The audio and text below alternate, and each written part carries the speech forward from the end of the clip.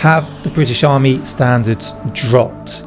Some of you may say yes, some of you may say no. I'm going to give you my thoughts and experience on this. Welcome to Combat Ready HQ. If you could like, share and subscribe. We are so close to getting to 100,000 subscribers. I appreciate all the support, all the views. Thank you very much. And I just want to give a shout out to some of our members who have joined recently. You've got Richard, Imal, Badass, SWE, Cora, Ian, Kathy and Rhonda. If you want to be a channel member, click join, or you can support the channel in other ways. Getting into the video then. It's been going around quite a lot recently. I've spoken about it. British Army's gone woke, or the British military has gone woke. The standards are dropping. Other people say they haven't. They are still maintaining standards. They're just having to adapt training to the new generation. I believe they have dropped in certain ways.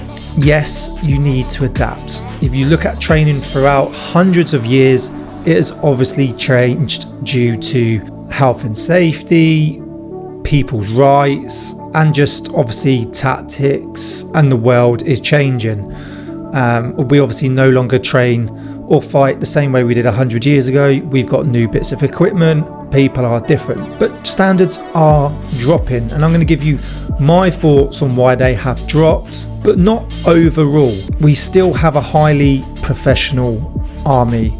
We have the best, or if not some of the best soldiers in the world. We've got the best special forces. We don't really have tiers, but you could say sort of tier 2 units, Pathfinders, Royal Marine Commandos, and absolute elite units, the Parachute Regiment, elite units, SFSG, Special Forces Support Group, elite. They're all highly professional.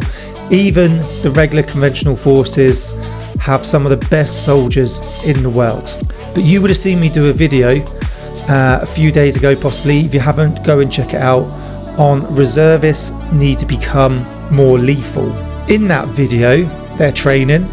They're now doing more training, more funding is getting put towards the reserves. They are doing fire maneuver, contact drills, and they've taken their body armor and helmet off because it is too hot. They are running around with not even a soft hat, no jungle hat, nothing, body armor off because it is too hot.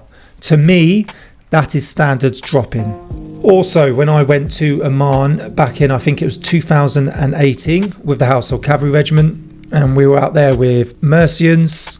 We were playing enemy drivers. We were not allowed to drive the vehicles between 10 and 2 in the day because it was too hot and people were going down with heat injuries.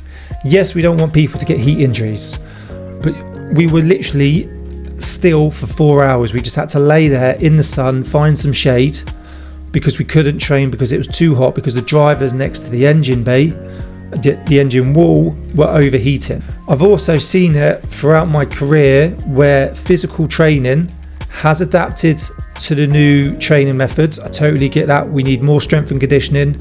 We need people to become stronger. SCR has changed. The RFTs have changed for the better. But when you now go out on runs, they are at a much slower pace. And if people start to drop off, I've seen the runs get binned.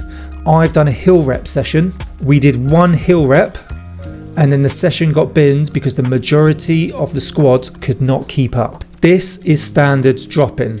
I've also seen it now in training. Instructors are afraid to shout, swear, give a bollocking to recruits because the hierarchy are so scared of losing numbers that they will get in trouble.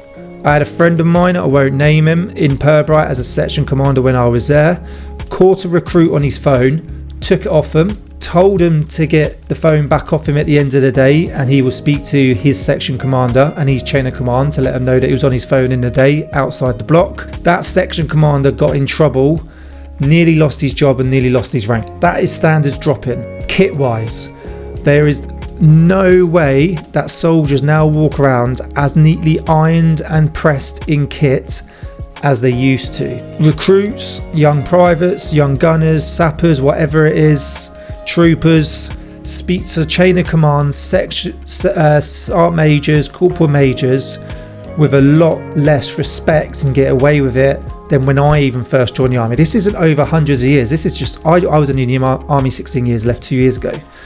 And this was happening, especially towards the last few years. Standards are dropping. We still have a highly professional military, don't get me wrong. Some of the best soldiers, but standards are dropping. We need to bring them back up. We need to train as we fight. I think everyone should have a go at joining the military. I think national service should definitely be considered, but standards need to be maintained. So, if you're looking to join the military, you need to go in there with the correct attitude. Go in there ready to fight. Go in there wanting to be the fittest. Go in there wanting to be the smartest. Show respect to the chain of command. The British Army need to remember the core values.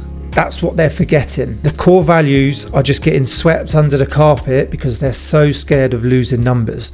And I really want to see us have the best military in the world, the best fighting army. And it's down to the chain of command, but they are getting pressure and pressure from the top. But people need to join the military with the correct attitude. And I think that's one of the main issues we're having. We're not having people really wanting to join for the right reasons, not joining with the correct attitude. So if you're looking at joining, go in there, be disciplined. Okay, do everything to your best. Train your hardest. Just show respect to your chain of command. They've done a lot to get there. Most of them have done some fighting tours, okay? You should show them respect and they will show you respect back. So go into the military with the correct attitude. Standards need to be raised from the top, but also mainly from the bottom, because that's where it also starts with, okay? It comes from both ends. So join the military with the correct attitude. It's a tough job. Be prepared for that. Training is going to be tough. Regimental life is pretty tough, especially wearing away on exercises and ops. We need to raise the standards. We need to train as we fight. No more taking helmets off when it's too hot.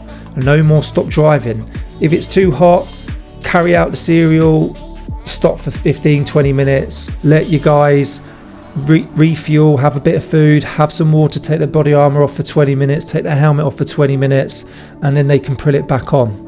There's no need to take it off permanently.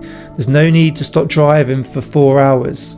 Okay, when you go to a hotter climate, a hotter environment, make sure you spend the time adapting to that environment before you start doing any hard sort of drills.